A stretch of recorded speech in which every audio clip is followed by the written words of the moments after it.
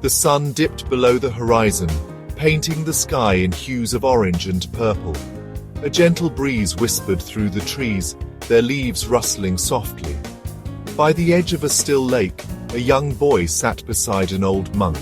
The lake's surface mirrored the sky's colors, creating a scene of perfect tranquility. The air was filled with the chirping of crickets, a soothing melody that echoed the peace of the surroundings. It's beautiful, isn't it? The monk asked, his voice as soothing as the rustling leaves. Why is the lake so still? Taro finally asked, his voice barely a whisper, afraid to break the spell of the evening. The monk smiled, his wrinkled face crinkling at the edges. The lake is like life, Taro, and like life, it too has its moments of calm and moments of storm. Taro looked at the lake, trying to imagine its stillness broken by a raging storm. It seemed impossible, yet the monk's words held a ring of truth. When you're young, life is like the lake on a day like this, calm, peaceful, full of promise. You are free from worries, like the surface of this lake is free from ripples. You see the beauty around you, reflected perfectly without distortion. But then as you grow older, storms come, the monk said, his voice low and steady like a distant rumble of thunder. Challenges and difficulties appear, like winds that stir the lake's surface, creating ripples that distort the reflection.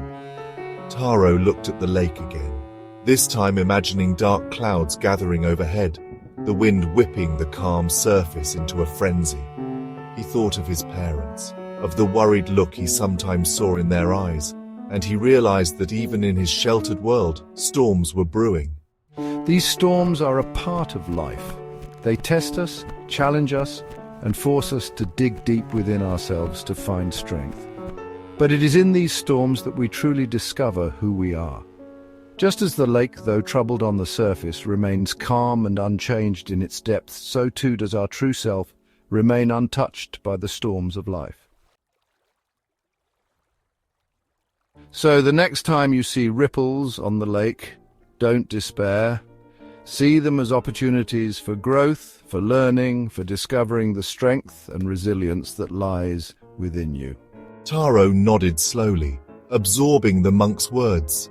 The sun had completely disappeared now, and the sky was turning a deep indigo. The first stars were beginning to appear, their light reflected in the still water of the lake. Remember, Taro, true peace does not come from the absence of storms, but from the ability to find stillness within, even amidst the chaos. Taro stood up too, thanking the monk. As he walked away, he couldn't help but turn back to look at the lake one last time. The stars were now out in full force, their light twinkling on the water's surface. And Taro knew that, even though the lake appeared still deep down, it was still teaching him, still whispering its ancient wisdom.